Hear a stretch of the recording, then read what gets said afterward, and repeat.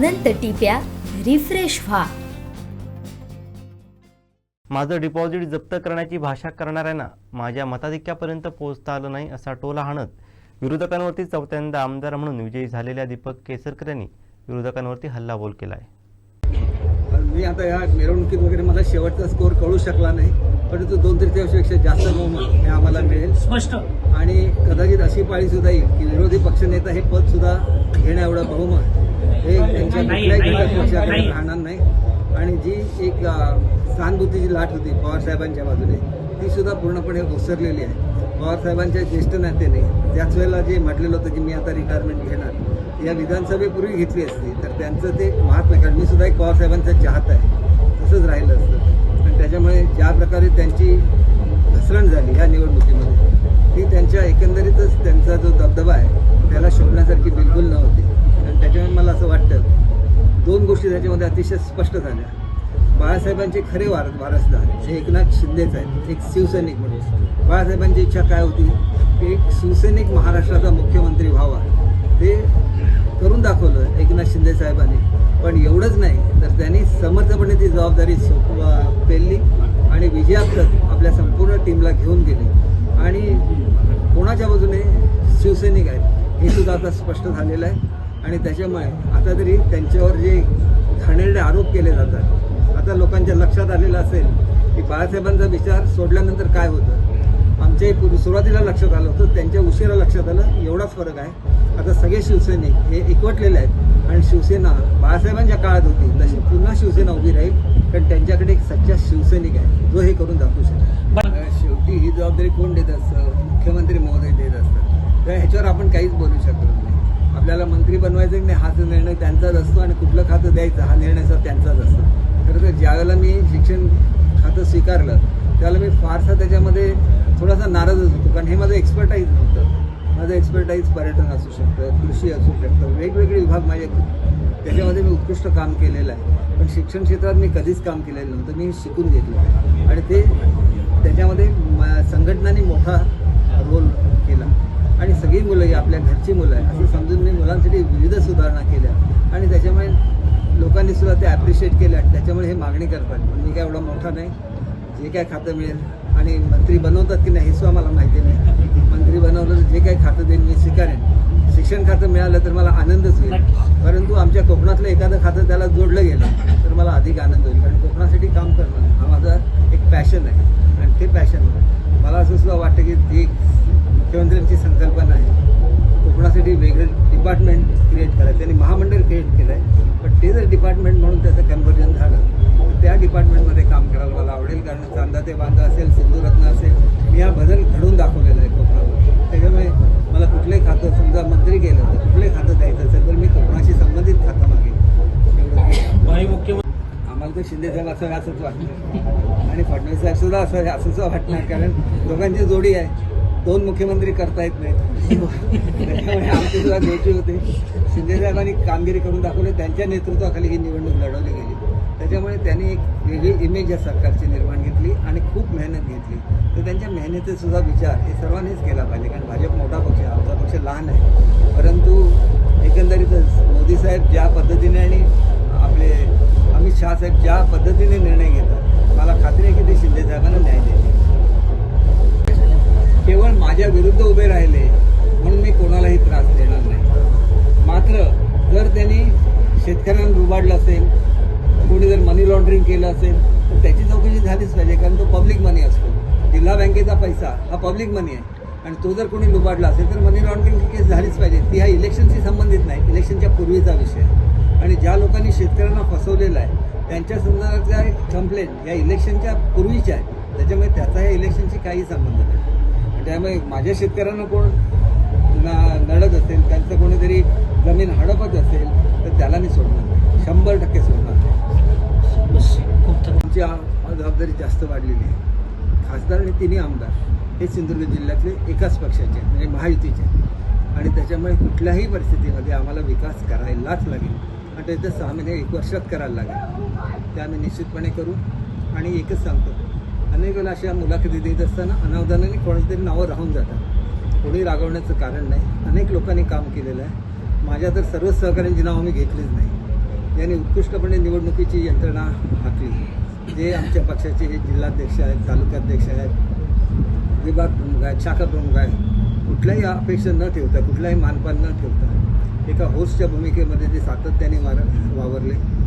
त्यामध्ये अनेक लोक आहेत, एखादं नाव घेतलं तर अनेक लोक नाराज होणार. ही सगळी तरुण मंडळी आहे ज्यांनी आता पक्षाची धुरा आपल्या खांद्यावर घेतलेली आहे आणि आमच्या युवा सेनेने कमालीचं काम करून दाखवलं. म्हणजे ते लोक रात्रंदिवस काम करत होते आणि पुढच्या काळामध्ये ज्याला आपल्याला जनतेला न्याय द्यायचा आहे त्याला युवा सेनेचं खूप मोठं काम या क्षेत्रामध्ये होईल.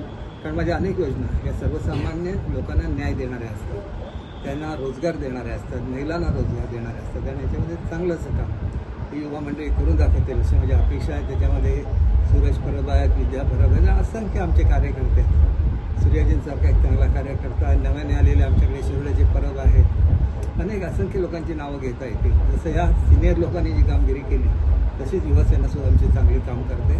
तशीच भाजपच्या युवासेनेने सुद्धा चांगलं काम केलं आहे. आमच्या महिला आघाडीने तर अक्षरशः माझा मतदारसंघ पिंजून काढला.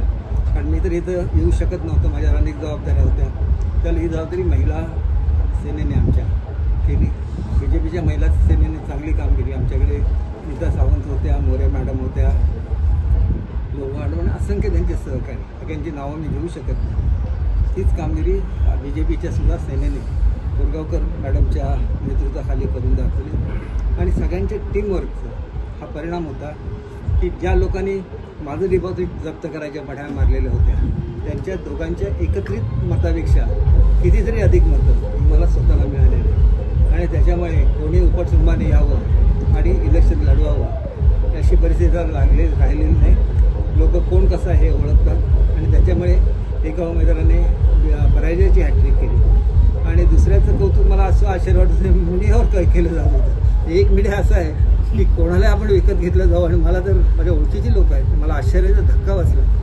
कधी एवढी अपक्षाला मतं मिळेल नाही असं म्हटलं. सुरेश दळवीने त्याला आमच्याकडे फक्त 1.5 लाखाचा मतदारसंघ होता, त्याला 30,000 मतं मिळून दाखवलेले होते. ही तर नुसती पैशाची चमकदमक आणि हे होतं. त्यांनी तर खरं काम करून अपेक्षाने मिळून दाखवलेलं आणि जे अनाउन्सर होते ते सुद्धा सांगत नव्हते. म्हणजे कोणाच्या तरी अंगात हवा भरायची आणि सोडून द्यायची. याचा त्रास आम्हाला सगळ्यांना होतो. हवा एक दिवशी निघून जाते पण आम्हा लोकांना तो त्रास होतो.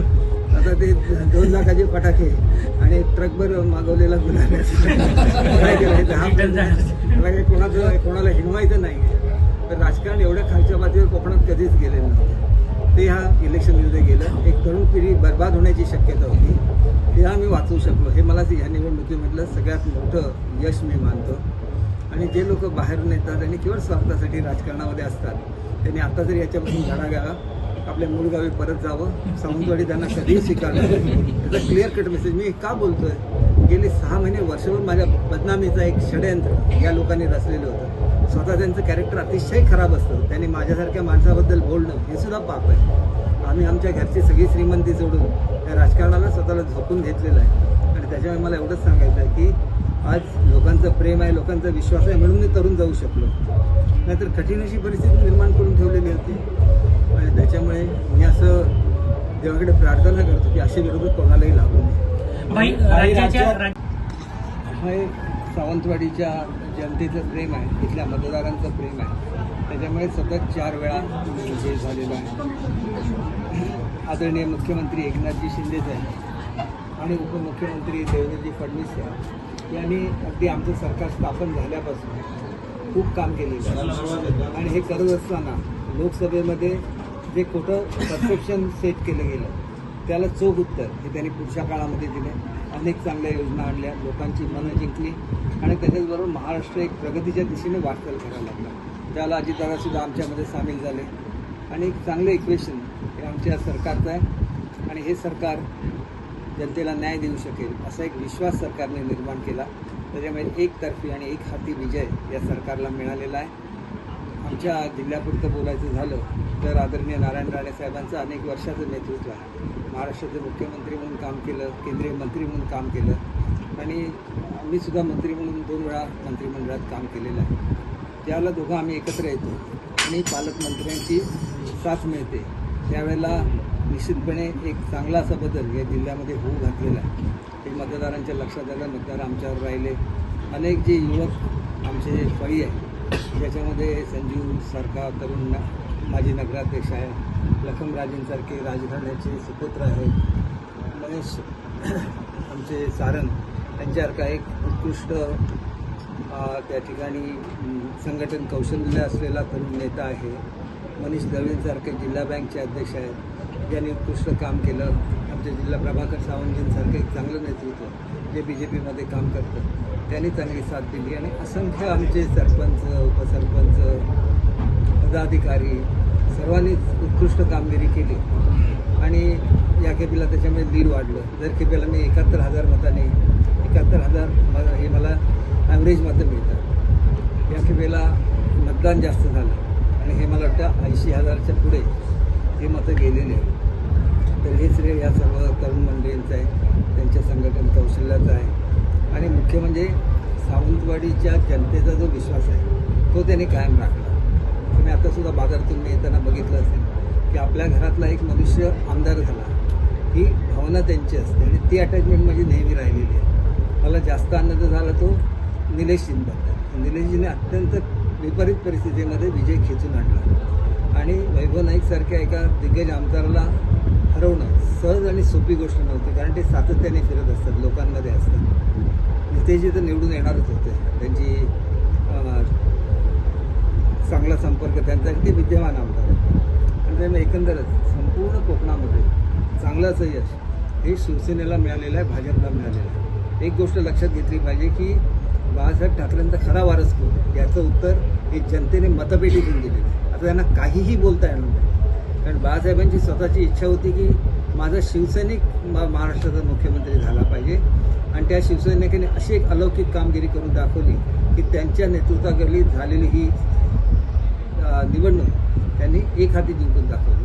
बरोबर अर्थात समर्थपणे फडणवीस साहेब होते आणि ह्या दोघांची जी जोडी आणि त्यांचं जे इक्वेशन आहे त्याच्याबद्दल वर्णन करता येणार नाही. गेल्या 2.5 वर्षामध्ये त्यांनी महाराष्ट्राला एका पातळीवर नेऊन ठेवलेलं.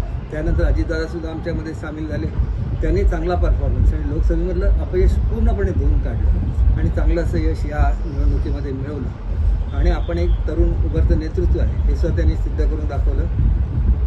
सर्वांचं मी मनापासून कौतुक करतो आणि आता आमची जबाबदारी जास्त वाढलेली आहे. खासदार आणि तिन्ही आमदार हे सिंधुदुर्ग जिल्ह्यातले एकाच पक्षाचे म्हणजे महायुतीचे आणि त्याच्यामुळे कुठल्याही परिस्थितीमध्ये आम्हाला विकास करायलाच लागेल आणि त्याचं 6 महिने 1 वर्षात करायला लागेल. ते आम्ही निश्चितपणे करू आणि एकच सांगतो, अनेक वेळेला अशा मुलाखती देत असताना अनावधानाने कोणाची तरी नावं राहून जातात. कोणी रागवण्याचं कारण नाही, अनेक लोकांनी काम केलेलं आहे. माझ्या तर सर्वच सहकाऱ्यांची नावं मी घेतलीच नाही. यांनी उत्कृष्टपणे निवडणुकीची यंत्रणा आखली. जे आमच्या पक्षाचे जिल्हाध्यक्ष आहेत, तालुकाध्यक्ष आहेत, विभाग प्रमुख आहेत, शाखा प्रमुख आहेत, कुठल्याही अपेक्षा न ठेवता, कुठलाही मानपान न ठेवता आमचे दिवसभरातले सर्व अपडेट्स, ताज्या घडामोडी आणि थेट लाईव्ह पाहण्यासाठी सबस्क्राईब करा, लाईक करा कोकणचं नंबर 1 महा चॅनल कोकण 7 लाईव्हचं YouTube चॅनल.